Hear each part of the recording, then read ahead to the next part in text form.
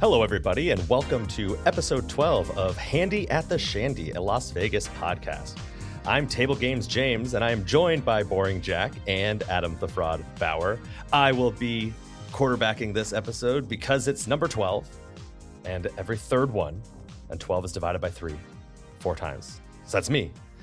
I'm glad that we get this explanation every 6 weeks. It really helps solidify what's going on. I just need to make sure everyone understands what's going on.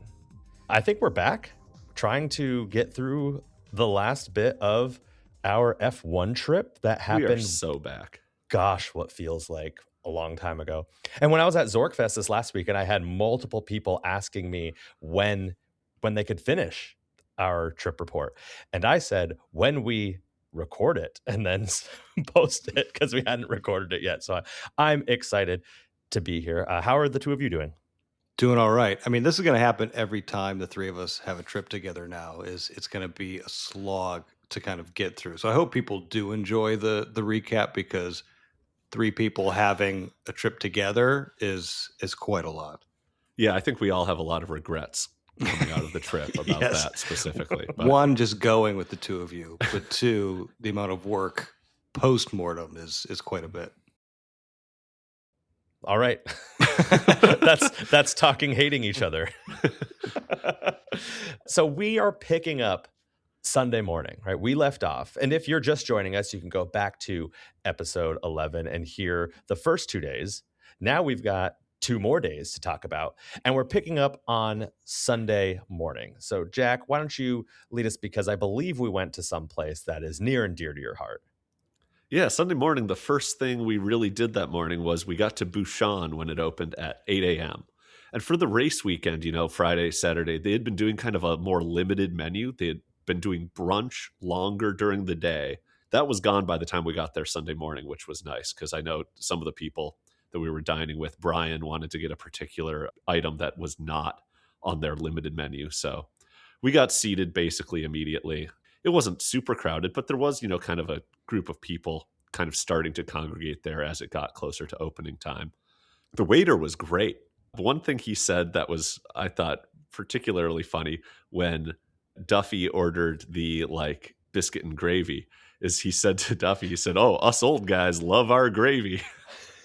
Yeah, and then he came back later on and was like, "Does anybody want more gravy?" Because a bunch of us got something with gravy, and we're all like, "No, we're fine." And Duffy's like, "I'll take more gravy." Is that a double entendre, or what did he mean by that? No, he meant that people of a certain age like gravy. Oh, and then he was immediately proven right by Duffy being the only one that took him up on the offer of an additional side of gravy to go with what they were eating. So, but he also he was very good at walking you through the menu quickly and expediently. And then anytime you ordered something, he had a little bon mot to say about it, where it was just at the time you ordered that, he's like, yes, Thomas Keller's favorite, or this or that, our house specialty, or something like that. So Jack, what do you get at Bouchon? Because we've talked, I mean, if this was Pee-wee's Playhouse, people would be screaming every time you said the word, but what do you actually get there? Because I've never been there. We've talked about it multiple times, but I've never actually heard the actual meal that you've had. So the 3 things I've had there, thankfully, were the 3 things that the 5 of us got. So the people eating breakfast that morning were me, James on behalf of Kim, who did not fade the hangover and is still in the room. Mm-hmm. So it's me, James, Ryan, and Brian, and Josh Duffy.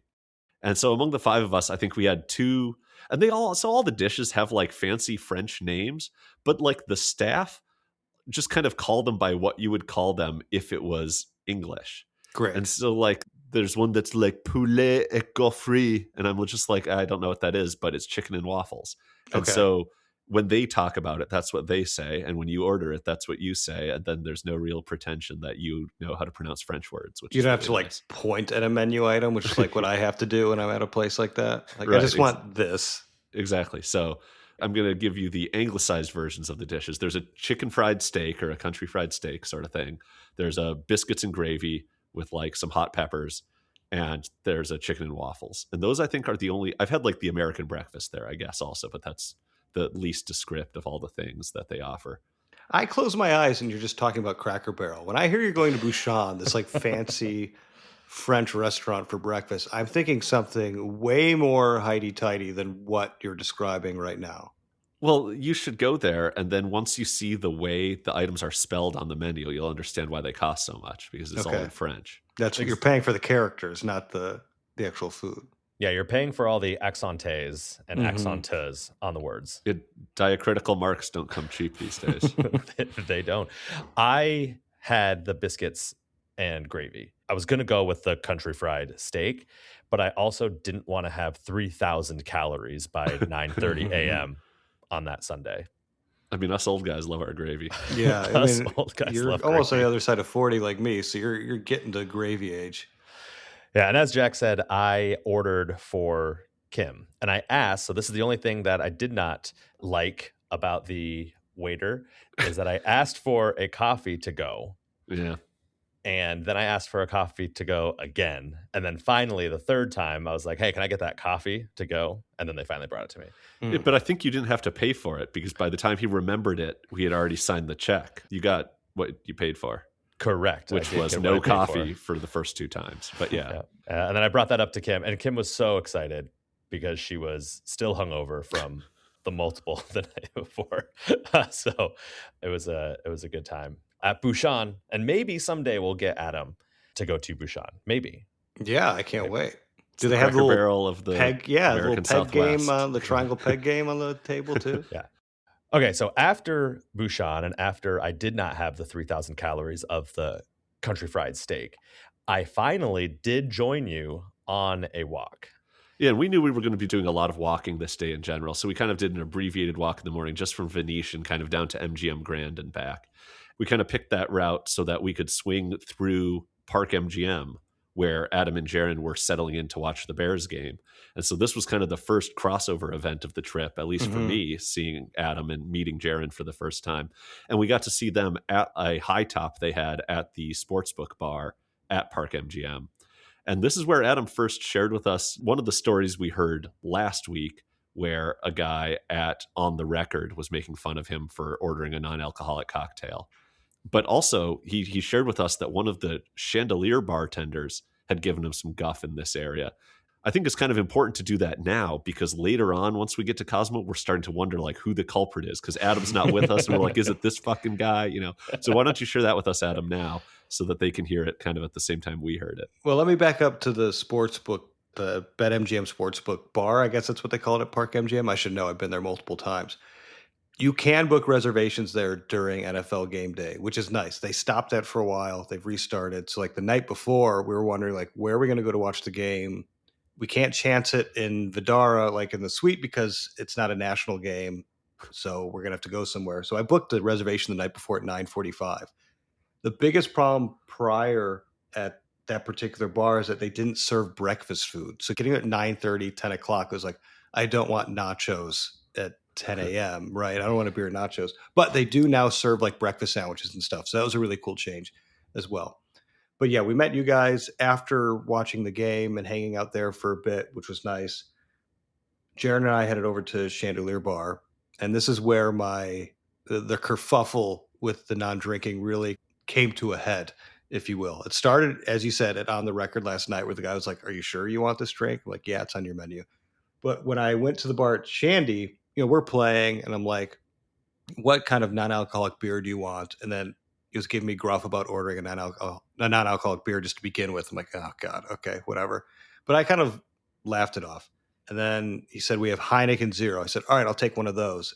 And he basically said something to the effect of like, why would you even order that? I'm like, let's not do this. You know what I mean? Like, this is not like a thing. Like, it's on your menu, you have it. I think he said something like, it's really gross or something like that. And like, again, not a thing a normal bartender or server would say, right? If you have someone ask for something, like if Jack orders just a shot glass full of bitters, like people aren't like, no, that's gross, don't do that. You're getting it, right? They're like, yeah, whatever. In their head, they might be like, yeah, I don't like that drink, but this person wants it, whatever. Or they'd say, oh, we have this other non-alcoholic beer that I think you might like a lot more, or something like that, right? Like that's the kind of thing that you might expect, like when Jen tried to tell Kim not to get that brash cocktail or whatever. Yeah, right. It was more like, well, why don't we steer you towards something else, right? Or a non-alcoholic cocktail, which they had on the menu, right? They had that as well. It kind of started like that, which is like, okay, we're not off on the right foot. The guy was just not so much surly, but like trying to be sarcastic and funny, but just wasn't hitting the right notes. You know what I mean? Like Oh, I'll I laugh know. things off and I'll lean into things and have fun with it. But eventually it kind of, we were there for a while. And like after an hour or so, like he kept kind of going on about it. And I was, and then he finally asked like why I wasn't drinking, which is also like an odd thing. Like but I'm fine like telling people like, yeah, I'm on medication that it doesn't mix well with alcohol, so I can't drink. And then he said something about, oh, is it antibiotics for your STDs? Jesus Christ. Which Jesus. is like, if you guys said that or anyone like my buddies, it's like, that's fine. But like he and I don't have this, we're not there yet. You know what I mean? Like we don't have that camaraderie going just yet. But again, I kind of leaned into it. And I said like, no, that's cleared up. It's something else now. You know what I mean? Like I'm trying to like get you past yes-anded it. him. But it like, it kept going on and on and on. I'm just like, dude, just like let Leave it it go. alone. To the point where I said something like, all right, with a tone that like was half playful, but half like, hey, like just let things be and die down. And so I was not altogether happy with that particular bartender. Now, did you tip this bartender? Were you still? I still tipped. Yeah. Okay. And I'll say the barback was actually kind of the saving grace there, because he and I were having a conversation. And I think the next day we started to see like the other bartender who happened to be there as well. I forget his name. So the picture you had sent us a picture from Cosmo on the same day that you had this altercation. We didn't know about the altercation. We just saw a picture of you at Chandy seeing like two bartenders giving each other a hug as like this cute photo op that they had posed for you for some reason. I don't know. They were doing it themselves. And like, I don't know if one of them was having a bad day, maybe the bartender that I was having, and they just had a big hug. And I said, do you want a picture? Because it was lingering. This was not a quick hug. And they said, yeah. So I took a picture for them. And so I was like, I really hope it's not Jeff, because I like Jeff there. And then there's this other guy on the left side of the photo who I don't really know. I've seen there, but yeah. So that'll maybe come up later. Yeah, but the barback was cool. Like the barback was talking about like, hey, here's a couple that I really like. I think he was kind of overhearing it and trying to run a little bit of interference, which I think was a good play. It was Chandy, so I wasn't going to leave, right, despite this kind of interaction. So, but the barback was like, I like X, Y, and Z, non-alcoholics. I really like the Guinness one. He was kind of, and then going off into kind of some niche brands and stuff that he's seen do really well. But it's just a really odd thing. It's just, again, I'm fine with people poking fun at me. That's no big deal. But like the constantly pushing, that was kind of weird. But also just the initial interaction of being like a customer ordering a drink and you going, that's gross. It's like, that's not, that's not great service. But anyway, so. Okay, one more question for Adam before we get on to what James and I went off and did while he was on his NFL adventure. At this point in the morning, Adam explained to us about the like McLaren disqualification at the race the previous night. Oh yeah. And how, the bets were resolved based off the like unofficial race results. So when the race finished, whatever order the cars finished in, that's the order that they finished as far as the sports books were concerned. But then the next morning, the official results of the race were different, pending some inspections and disqualifications and stuff. Like, how did that affect your experience as a fan, Adam? Not at all, because I chose the correct winner. And so when I went to cash my ticket, all was well for me. But I asked the ticket writer just about that particular experience. I said, because, this can happen in not just motorsports, but just in horse racing as well. He told me like, yeah, we will grade it at race end as is. Now, apparently it's really up to the sports book and the operator on how they want to kind of handle this. But he said that's just generally what they did. And he was effectively anticipating quite a few angry people if they came to kind of cast through. He had said that no one has really been disappointed as of yet. But yeah, so basically for people who weren't paying attention or, aren't into racing, there are two McLarens were in the top 3 spots, but they were eventually 24 hours later, less than 24 hours later, disqualified from the race in its entirety, meaning that 2 other drivers moved up into the top 3 positions. And you can bet on, top 3 finishes and stuff, just like in other forms of racing. So they were not the actual true winners on paper of record 24 hours later. So if there were people that maybe had these 2 other drivers, like a Mercedes driver, and bet them, they would not have won that bet. They were going to grade it as the McLaren drivers being in their respective seats as if they weren't disqualified. So interesting thing. I don't bet the ponies. So that's not something I've ever really encountered, which is why I asked, but just interesting to know. Yeah, I think it's pretty common with the ponies because I've seen that like this is how it's graded, and then we move on, right? Like, which I think is the way that it has to be at the end of the day. Like, what are you going to do? Because people come up right away and they cash their tickets. Right. Sportsbook, yeah. No, there's no other way. Then cash the other ones. I mean, I've seen some books like maybe do some sort of special, like, hey, it's easier with like a lot of online books, right? Where you might say, okay, we'll give you a bonus bet worth that amount, or so I think there's some things that could be done, but I wouldn't be upset. I'd be like, well, I guess that's just how you open yourself up to a lot of complaining or just a lot of different things when you do that. I remember the D a long time ago, Derek Stevens did something like that where they reversed the bet or they paid out both sides of a bet. There was like an odd touchdown or something like that. I don't remember exactly what it was. Someone please find us on Twitter. Let us know, like a really bad missed call or something like that. And so that they graded both sides, or they paid out both sides of the bet. But that's a marketing gimmick more than True.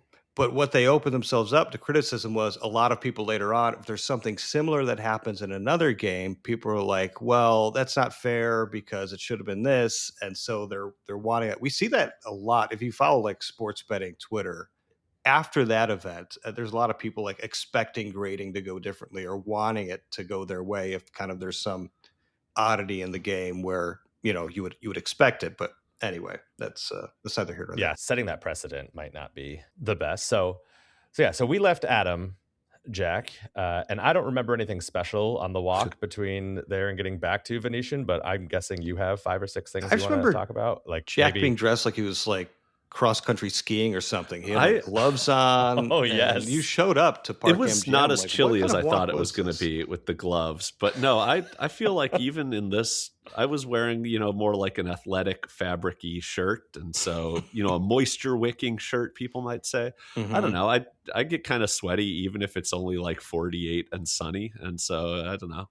Better wearing that than what else I was going to wear the rest of the day. It was the moisture wicking shirt that got me. It was the gloves. It was the gloves. Yeah, but that's like everyone else, like a cold water and bottle, and I want to have my gloves on. I looked like a weird guy. It was also the ball cap. I had a ball cap on. Too, that's not weird. That's normal. And knee pads. I love your flowing hair though. I want to see the hair. I don't like it pulled back in a ball cap. Like let's all right. Let that hair flow. Let's move on to where we got back to Venetian. We showered and packed up, and both James and I were checking out. James was heading to Wynn to check in to pick up some free play, whereas I just dropped my stuff in Duffy's room so that we could get to Resorts World.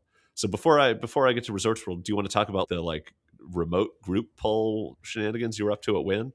Well, so I had those 2 nights at Wynn with the really small offer of, I think it was $100 or $150 or something in free play and $25. And the only reason why I didn't cancel it, as we all know, was because I had to call, and I didn't want to call anybody. I'm a young millennial. I'm an old millennial, but I don't want to call anyone on the phone. So I was like, screw it. I'm still going to take that room. But I'm like, man, I got to give them some play, and hopefully I can give them enough that they're just like, it's fine. We'll keep them around so we can give them a few free nights. And every time I go to Vegas, I have a Facebook group that I'm part of that we started many years ago called our Facebook Sportsbook, where it's a bunch of my friends, mainly from high school, and then, friends of friends, it's kind of built up, where we can go in and we can say, hey, I want to bet Penn State -4. And if someone says, I'll take that bet, then it's a bet with no vig. So just, $100 for $100. And I'll post in there every time I go to Vegas, like, hey, I'm going to do a slot poll. If anyone wants to join, it's $100. And the rule is that however many people we get, so let's say we get 8 people, that's what we had this time, 8 total people, we put $800 in the machine. If we get to $1,600 or more, right, we'll end up cashing out when we get back down to 1,600. So everyone doubles their money or we lose it. If we triple it, then we go back down to triple, etc.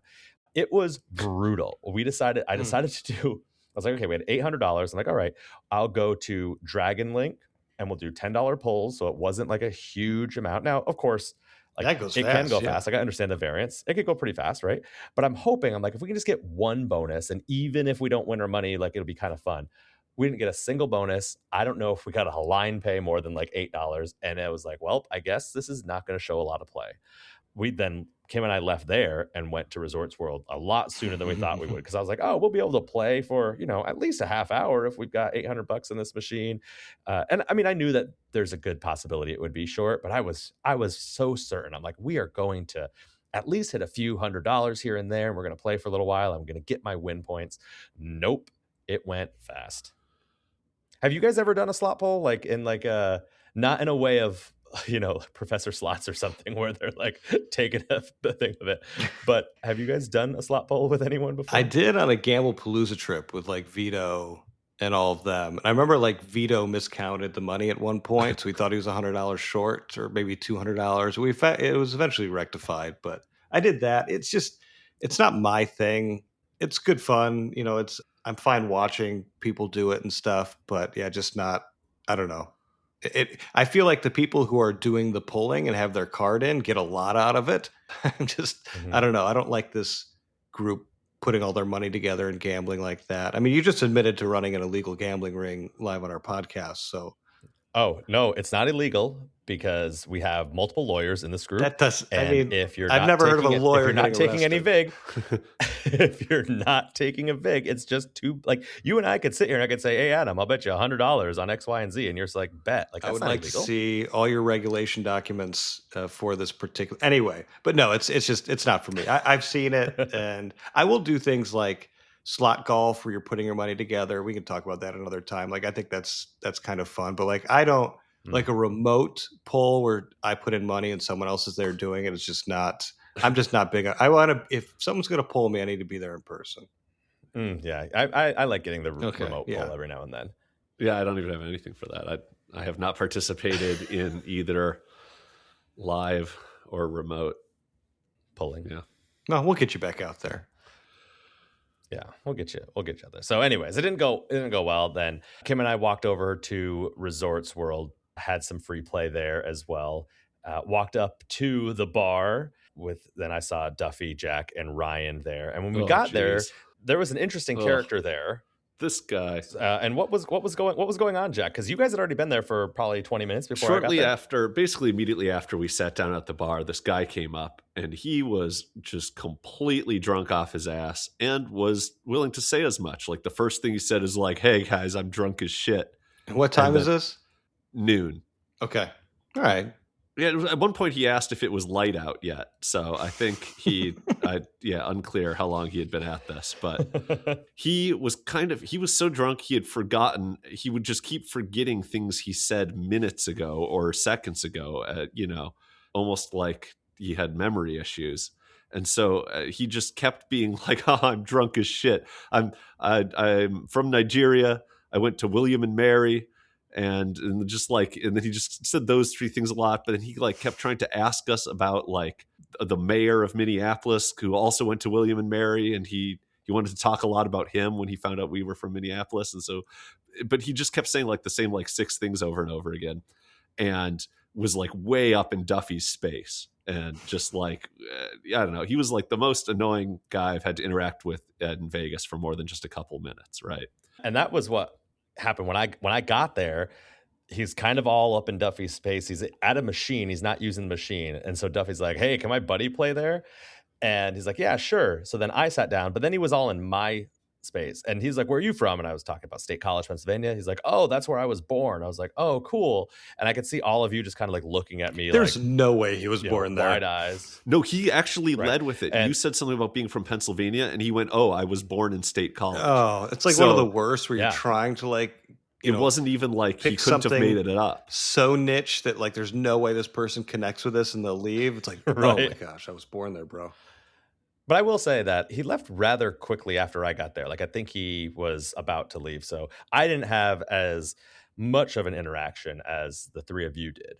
And both of our favorite bartenders, Chris and Maddie, were working there that day. And Matt was like, yeah, we've been dealing with this guy for 4 days. I feel like they always have a character there. Apparently, Ken is just generally very nice. Like, nothing he did was untoward other than just being just way too drunk and annoying, right? But like, he didn't say anything off-putting or stuff like that. And also, apparently, he's a really good tipper, and so they kind of just have to humor them for their own bottom line. But it's kind of the MO at that high limit bar. It's like, right? That's what we ran into like a year ago. Yeah, yeah. There's just a character. They deal with it because he tips well. That we're 2 for 2 lately with that. Well, you are. I'm there a lot more often, but yeah. Okay. Yeah, instead they usually have to deal with Jack, who's annoying and doesn't tip well. So It's a good point. It's as good a point as any. So at Resorts World, my goal was to not be there for very long. Like I said, we got there maybe around noon, and I was like, we should just leave at like 1:30 so that we can get to Cosmo by around 2 something, check in, have some time at the Chandelier before dinner. Because we had a 6 p.m. back at Palazzo at Bazaar Meat. That was really vexing to Ryan and Duffy, who were just like, they both had rooms at Venetian or Palazzo through the evening. And we're just like, we can just continue to play at Palazzo High Limit. Like, we don't need to go with you to Cosmo and then come all the way back here for dinner and shorten our Resorts World experience for that, et cetera, et cetera. And I was like, yeah, but it's the Chandelier Bar and that's where we're all going to be. And so maybe you should just come do it. They were, before we were at Resorts World and before we had some drinks in us, there was a lot of hemming and hawing about like, I don't know. I think once we leave there, we're probably just going to stay at Palazzo and we'll send you on to Cosmo if that's what you really want to do. And then by the time we got to like 1:30, we've each got a plastic cup filled with Chris's world famous Vieux Carré cocktail. And we're all in good spirits. I think at that point, it was a much easier sell to get people to go over to Cosmo. And so Duffy even paid for a cab for the three of us, me, him, and Ryan, to get to Cosmo and we could get our stuff checked in. Geez, so Duffy owes me a cab ride? Because Kim and I ended up paying for our own cab to get down there. I don't see why he would pay for you, but other than that, your point is well taken. Because he paid for the two of you, so I think he should pay for me too. Yeah, the F1 ticket doesn't count. Oh yeah, I forgot that I was his +1. Well, speaking of getting freebies from Duffy at Resorts World, on the way over, I was like, I'm not going to be like Adam and make my friends stop and wait at the Capital One Cafe while I withdraw money from the ATM. And so I was like, I've got like a few $100 in my pocket. I'll try to just play on Resorts World at that and see if I can last 90 minutes. And worst case scenario, I do have a credit line at Resorts World. I could go to the credit office, say, hey, I'm just dropping in. Can you open my line? And I could take out a marker. But I was offered to take a marker from the Bank of Duffy. And so when I ran out of my like $400 at Resorts World, he just spotted me $500 and I got to keep playing. I eventually hit like a $400 four of a kind to get back above at least the $500 mark so that I did get to pay him off right away instead of have my kneecaps broken later on. Yeah, I'll say the vig on that is pretty crazy. Right. A lawyer wouldn't approve of his loan terms. No, it's predatory. Especially not a Facebook lawyer. So yeah, other than getting to see my buddy Ryan with a mostly finished plastic cup with a cocktail on it in one hand, using the elliptical machine in Duffy's room, with the other hand. Other than that, we really just kind of grabbed our luggage and hopped in the cab. And then Kim and I met you over back at the Chandelier Bar. But Adam, what are you doing this entire time? Like, are you just watching football with Jaron? Well, yeah. So in the morning, we'd watch football. The thing is, I don't like sitting at any restaurant / bar for 3 hours. That's just a lot to like just have a breakfast sandwich and sip coffee. And, it wasn't crazy busy there. So I wasn't really worried about getting that table turned over for the waitress. But we're like, we're just getting kind of bored here. So we went and found a couple machines that were next to each other, some video poker machines at Park, and just pulled up the game on our phone and played and watched and played in tandem doing that. But then we just kind of strolled. Like we went through that whole little area. We were at Caesars for a little bit, Caesars Palace, just because I hadn't been there. Jaron had a room there. I haven't been there for a while. So I'm starting to learn my way around Caesars Palace a little bit more. it's so massive. It's so confusing. It just feels like an absolute maze. But I think if I had to choose a Caesars property to stay at, that would probably be it, because I think it's just kind of much better than others. I think, Jack, I heard you recently on Better Life 2.0 talking about different Caesars properties, how a lot of people like Planet Hollywood, or say they do, but they haven't been there in a while. And I think I tend to default to Planet Hollywood being like my favorite, but after being at Caesars Palace, I'm like, maybe it would be here is where I would stay. But anyway, that's neither here nor there. We hung out at Bellagio, played some Fat Hens. Maybe did I talk about this last one? I don't think I did. We already did hens. Yeah, never mind. We played more hens. We were just kind of just walking through that center strip area, but eventually we made our way back to Chandelier Bar and met you all there as well. How often do you get to see Jaron? Does he live nearby, or is this like kind of you only see him a few times a year and this is one of them? Yeah, this is one of them. He doesn't live in Chicago anymore. I'm not going to give away his exact location. I don't know if he wants that, but no, he doesn't live in the state anymore. So I don't see him very often, but we keep in touch through phone. But yeah, he and I have been friends since I think sophomore, junior year of high school. So it's been a long time, been really close, stood up at each other's weddings. But yeah, we talk quite a bit on the phone, but in person, it gets harder and harder. That's super cool. It's also cool that you said we stay in touch by phone. Like, I feel like that's an old person thing to say. We've been faxing, but we realized like we got to get to the new age now. Us old people love our phones. Yeah. Just phones sending and gravy. Faxing pictures of gravy. Yeah. That's basically all it is. All right. So I'll just do a brief bit on check-in at the Cosmo. When I got there, I avoided the gold check-in. Yeah, they're too surly in there. We've covered Well, yeah, I've heard it's too surly. And also it just looked kind of busy. Like I could see a lot of bodies just kind of through the frosted glass. And I was like, maybe I don't need to do that. Because there were only 7 people in line at the regular check-in. And so that was only 2 or 3 groups of people. And the full complement of front desk workers seemed to be there. So I got to the front of the line in probably 3 or 4 minutes. The guy that was checking me in had just opened up that terminal. He had just come off break, opened up the terminal, called me over, was like, oh, hey, I see your gold status. Why aren't you in that room over there? I was like, I don't know. It looked busy. And he was like, well, good thing, because you got me, and I'm going to try to get stuff going for you. I guarantee you that was the guy I had. Was it Leroy? That sounds right. Yes. Maybe it was. We can check the check the records. Go check the tape. He was like, let me see if we can get you into you're in a studio room. Let me see if we can get you into a suite. And I was like, I appreciate that, but you do have to know that I actually prefer the Terrace studio to the 1-bedroom suite based on the layout or whatever. He was like, all right, I guess that's fine. And I was like, but if you could get me in the Boulevard Tower, I'd really appreciate that, because I want to be as close to Chandelier as possible for logistics. Yeah, I don't know. He was just super personable and expedient. I gave him $5. I'm saying this only because I just had a recent stint on the Better Life's Patreon feed talking about tipping in the casino. On that, I said I generally, more often than not, tip the front desk agent something. Maybe not more often than 60% of the time, but most often if they're helpful and good and quick and friendly, I'll give them a tip. But I got to go right up to my room. So I dropped stuff off, made it down to the Chandelier Bar where people were starting to kind of coalesce.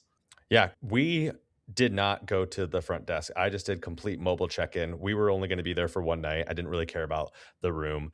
And so the room was ready, right then when we got there a little after, noon or early afternoon. So I was excited. And we were staying in the 1-bedroom, which was fine. So both your rooms are ready prior to the normal check-in time? I am shocked by that. I was too. Well, yeah, because this was Sunday when you would imagine there's a high amount of turnover of people checking out. And so that, you wouldn't expect these rooms to be ready that quickly. But my room at Vidar was not ready. And that was pre-race. It wasn't ready. And that was 4 or 5 o'clock, after check-in time. Well, that's because all the MGM properties have Adam Bauer. Some sort of note. Yeah. I'm having a run of this, a really bad run. We just did a staycation in Chicago with the kids. I got there at 5 o'clock. The room wasn't ready yet. It's supposed to be ready at 3. And I have 2 kids here. They were nice and we left and went and got dinner. And they let you check your kids at the bell desk. They did, yeah. That was a $40 tip I had to leave though. But they left snacks for us for the kids in the room. But I'm like, this is 3 in a row of just whiffing on. And not even I can't check in early, hours after the checkout or actual check-in time. Anyway. So here we are. At the Finally, Chandelier Bar for the at first the time this Shandy. trip, for some of us at least. Together. We start off by, we're all on the kind of secondary side of the Cosmo Chandelier Bar, and two of the machines are not working, which is kind of a bummer. One of them is flashing some sort of like error message, and the other is just hard off. It's just a black screen. And unfortunately, two of those machines were the ones with the Ultimate X on them that we wanted to play at. So there was kind of a dearth of available Ultimate X machines on that side of the bar, even though we kind of had our run of that side of the bar. And so I ended up sitting down at just a regular single line machine and was about to play whatever, when Ryan, my buddy, was complaining about like a button not working and like not wanting to use the screen or whatever. And so he offered to switch with me. He was like, I'll go play that single line machine if the buttons are all working. And so I got to play my Ultimate X. He got to play some single line double. And I felt like, hey, I'm kind of taking advantage of him by being like, oh, woe is me, I'm not on my Ultimate X. And then, he kind of placated me, maybe more so than I deserve. But then he got the first handy of the shandy at the trip almost immediately with 4 aces with a kicker on single line, dollar, double bonus. For a nice $2,000 for the $5 pull. And we were all watching because Dan, listener of the pod, was right next to him. And I remember we're all looking over and he hit it and we're like, hey, which was great. That was one of his first hand pays, or maybe the first hand pay for video poker for him. Yeah, sure could be. He's certainly not had luck with the 4 aces with a kicker before, despite sticking only to double bonus. So yeah, that was really cool to see the first handy at the shandy of the trip. I'm sure Duffy got one pretty soon after because he was betting, 6 or 4 to 6 times as much, depending on how you look at it. One thing I want to say about those two machines that were out is that the slot technicians seem to be on top of their shit. They were actively working on repairing them. And as they were doing it, they were like asking the patrons about the machines that we were playing and like, oh, what's this?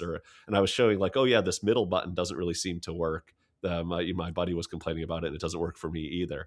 And she was like, do you mind if I just like open this up for a second? And so I cashed out. She moved my chair. I moved away for like, I don't know, maybe 2 minutes. And she kind of like opened it up and she showed me. She was like, look at this. Do you see this button? It's kind of like, you can see it sticky here. And when I press it, this thing doesn't actuate. And she was like, I can get a new button, but they're in the basement, so it's going to have to be a bit later. And I was like, oh yeah, no, it's fine, whatever. It never got fixed until the next morning when I ended up at that same machine and the button worked perfectly. And so it was one of those things we didn't actually see them do it. But this kind of made me think that I maybe should be a bit more aggressive in the future, especially if I'm not at peak hours and the bar's not super busy. Be more aggressive in the future about trying to call for a slot technician to fix a bad button.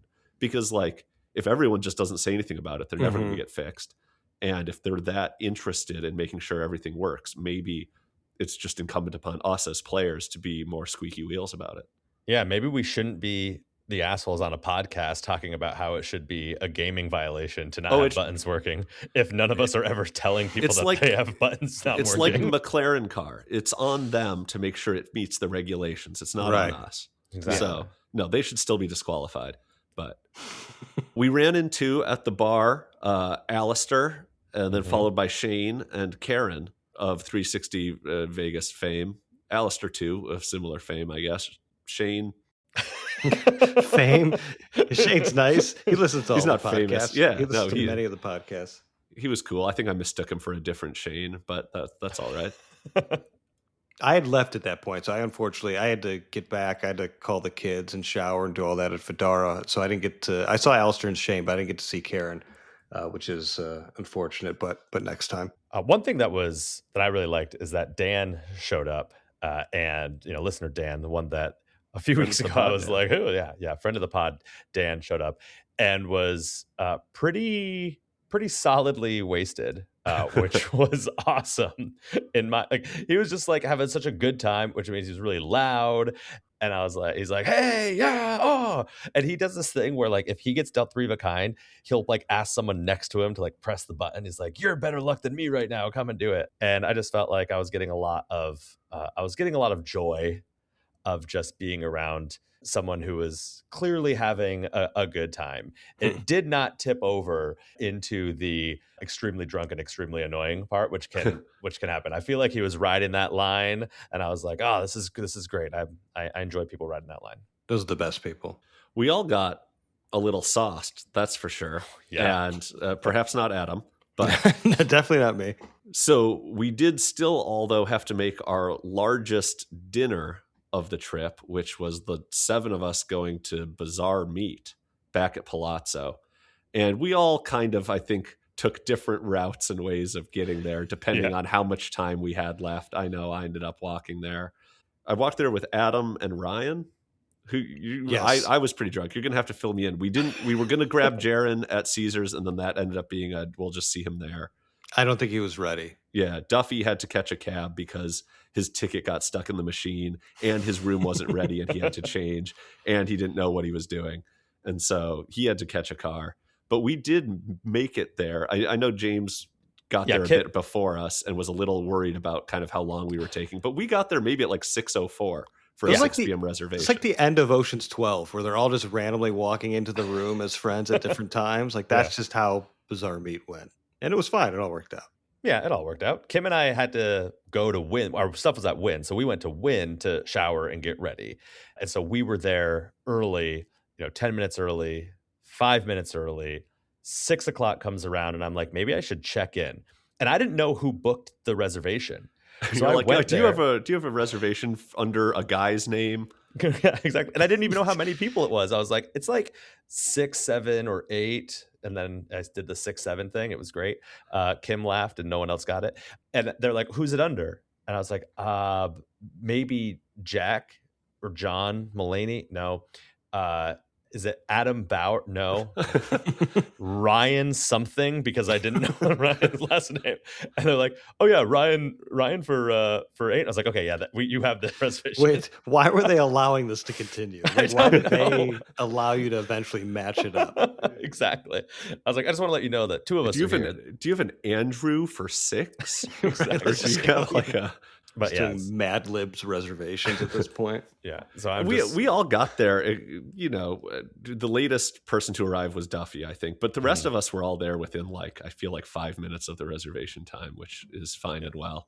And I feel like that walk did not sober you and Ryan up, because you seemed still pretty sauced, and I was very happy. I started with the salt air margarita. I think, like I said, I think I had one drink at each of the dinners, kind of regardless of how drunk I showed up to the dinner. I did have one alcoholic beverage at each, and this one was Jose's salt air margarita, which is a fantastic cocktail. I was really happy to have that. Some food review stuff. I don't know. We didn't do the tasting menu, so we all kind of got to order our own things. We kind of negotiated with the people sitting nearest us to split some of the larger steaks. And one thing that they do is they take your order on the entrees first, because those have to cook for longer and they have to prepare for, when and how they're going to cook them and that kind of stuff. And so they came and took our order for kind of the large cuts of steak first, and then came back and took the rest of kind of like our food orders for the little bites, which was kind of interesting. Yeah, it was great to be doing dinner with my wife, because we could just kind of split some stuff. And it was really good. Even as, the podcast resident non-foodie, the steak was delicious. All the other stuff that we got was delicious. I did not get any of the fancy stuff. I didn't pay the, $100 little sliver of ham. I didn't get any of the escargot or Jack, you got the caviar cone. I did spend $25 for a little cone filled with caviar, and it was great. I don't know if it's it's in some sense definitely not worth the price, but I don't know, neither is playing Ultimate X, and I still do that. And so I don't know, I don't come to Vegas to make good financial decisions, and the caviar cone was great. I enjoyed it thoroughly. Yeah, I think Bazaar Meat kind of toes that line of pretension and just really quality food pretty well. They do some table side kind of stuff, like the cutting of the ham and things, and it's inching close to being a bit over the top, but it doesn't quite get there, which is great. But we had a huge table, had the lazy Susan or the ambidextrous Susan. I imagine more people. You haven't seen the Curb Your Enthusiasm where they get into the big fight about not calling it a lazy Susan because it's racist? Anyway, No, You I've haven't not seen seen that? that. No. Some But people I have don't seen even it. get the ambidextrous joke, I guess. I've heard like ambitiously challenged Susan or something like that, like the They're- PC way of doing it. John Hamm and Larry David are coming up with more like encouraging names for the contraption. So like the Okay. ambidextrous Susan, because it can go both ways. Okay. So that's anyway. But yeah, I think everything was great. I oddly, like, I remember the oysters like being some of the best oysters I've ever had. Which I did not anticipate leaving Bazaar Meat thinking, oh, the oysters are going to be the one thing that I remember from all the dishes that I had. But I know you had some sloppy Joe. Oh man. So dish, one didn't thing, you? they had 4 different things under the section titled sandwiches on the menu. And some of them were like, stretch the definition of a sandwich, but they were all small. The only thing that came with 2. So there were like 3 singleton sandwiches and then 1 order of 2 sloppy joes. So I did get to share the sloppy joes around more, which is probably why you saw more of them. But yeah, I kind of started a trend, or at least I made it clear when I was just like, can I just have one of each sandwich here? That Duffy was like, oh, good. That's kind of what I wanted to, but I was embarrassed. And so he, following my lead, I think made some good menu choices there as well. Mm-hmm. That is, that is something that always happens to me, right? Is that we had Bouchon breakfast at 8 a.m. and then did not eat until 6 p.m. at Bazaar Meat. And so, obviously, alcohol has calories that sustain you ever so slightly. But at this point, I was just quite hungry, having, walked off most of the Bouchon. Yeah, Kim and I had lunch at Resorts World, their Suns Out, Buns Out burger. We were kind of like, we're a little hungry and we've got $20 in food. That reminds me of why I did not get Duffy to buy me an Uber back, because I was too busy eating. And he didn't even pay for your lunch. I know. I did not get a drink at Bazaar Meat, which we talked about on the last episode. I was just like, I'm going to enjoy this food. And it was so good. It was really good. And that also allowed Kim to get 2 glasses of wine. She ordered the first glass of wine, and I don't remember exactly how much it was, but it was a lot for a glass of wine. It would have stretched the family's finances for her to get a second glass and you to get a cocktail. No, when I was like, I'm not gonna have anything. I'll just stick with water. And the first thing Kim said was, "Oh, good, I can get a second." I was like, "Yes, you can get another glass of wine for sure." We left there. I think we ended up walking back to Cosmo to try to find some late night video poker, either at Chandelier or at the Sportsbook bar. And spoiler alert, it was the latter of the 2. Mm-hmm. I remember Jaron gave us little like strawberry flavored breath mints. That was great. I remember that almost as vividly as I do anything else. I don't remember this at all. What else? Yeah, we get to the Sportsbook bar, and there again, like these other bars that have the machines kind of half and half, you have to jockey for position to end up on the multi-line games instead of the single line games. Mm-hmm. And so we kind of took over one corner of the bar. We saw Shane and Alistair again sitting on the opposite side of the bar from us. And James and Kim kind of ended up in a weird spot over on their territory as well. Well, yeah, Even we had so many people that we couldn't get everyone in a row because there was kind of people sporadically already seated throughout the bar. Even James unwittingly took an Ultimate X machine that Adam was waiting for on our side. Like someone stood up and Adam was like, okay, good. Once they're up, I'll take that. And then as soon as the person stands up, James comes around and says, great, my machine's open. Judas. Yeah. What? This happened?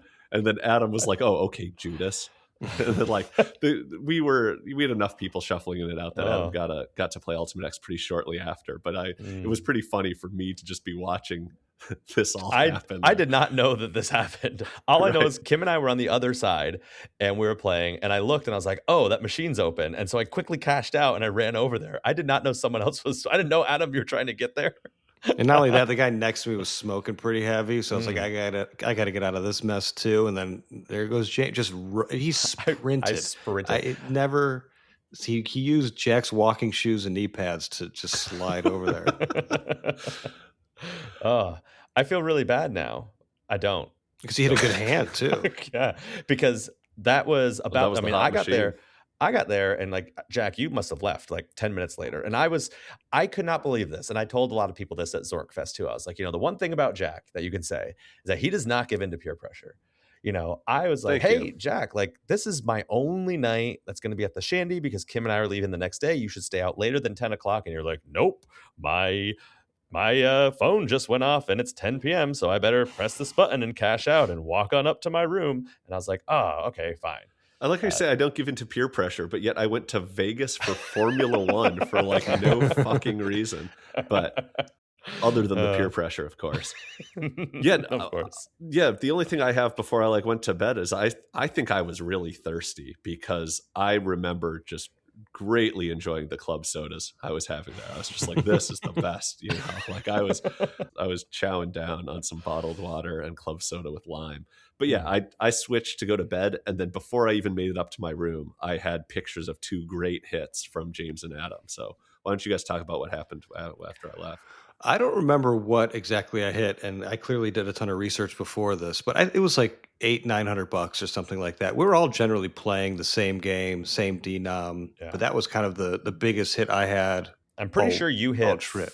4 4 kings. aces. I think 4 you kings? hit 4 kings on maybe a 12x, but I think you hit it twice. I think you had 2 different multipliers, and you got 4 of a kind on both of them. I believe that's what it was. Let's go with that. Yeah, but it was a good hand. But then you hit something pretty shortly after. I look over to my left. Adam is sitting on my left, and I'm like, that's a good hit. And then I hit my button, dealt 4 aces, and I had an 11x in the middle. And I was like, I'm pretty sure this is a hand pay. Hit the button, boom, hand pay. Not at the Chandy, no handy at the Chandy, but it was a handy at the sports bar. Mm-hmm. For me, if I hit a big hand, I tend to just slow down then after that, right? Like my play, it's the end of the night, hit a big hand, cool. I'm just going to kind of slow down, slow play it a bit until I want to go. You hit your hand pay, and I swear to God, it was like you were searching for something in that machine. I've never seen someone play so quickly.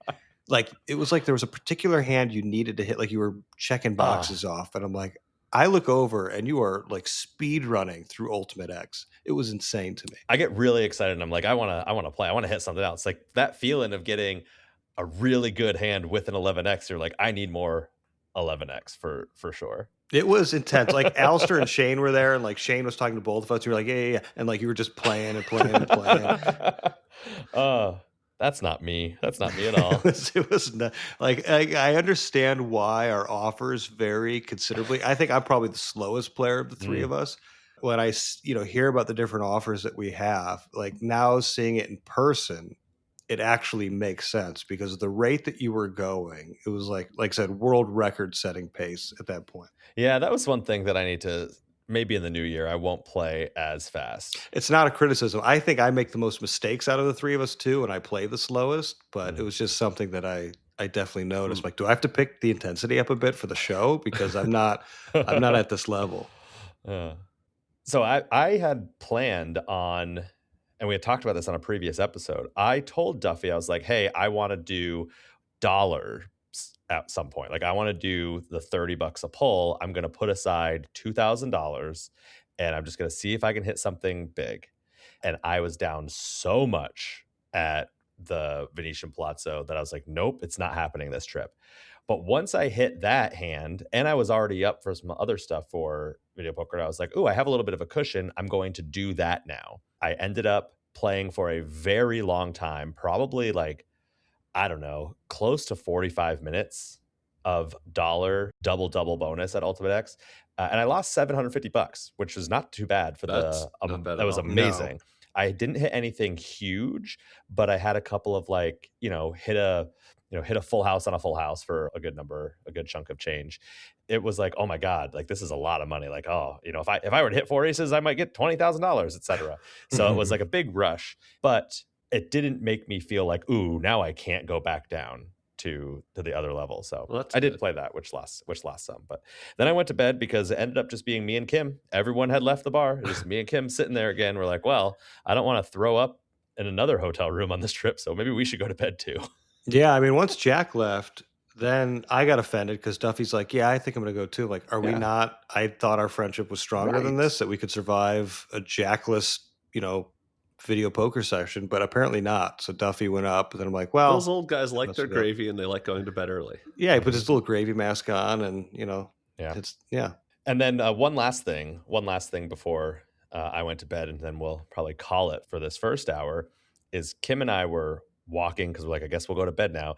And I see Ryan just very drunk walking around the floor trying to find something to play. And it crossed my mind. I'm like, okay, I bet you he would play craps with me right now. But I'm like, nah, I should just go to bed so that way tomorrow we can have a good day. So I was just like, hey, I'm gonna head up to bed. And he's like, close. all right, cool. I definitely could have played a couple. It's like a Craigslist misconnection. I bet Ryan definitely would have. Yeah. 100% would have. All right. Well, I think that's going to do it for hour 1 of episode 12 of Handy at the Shandy. We got through one day in that hour, and we have one day left. So in the second hour, we hope that you stick around. We have some listener feedback, which we'll start up at the beginning, and then we'll go through Monday, which I'm only there for a little bit, but the other wonderful, beautiful co-hosts are there for the entire day. Spoiler alert, did we go to Silverton? I don't know. We'll learn about it in the second hour. So thank you all, and we will see you soon. Bye. That's not what a spoiler alert is.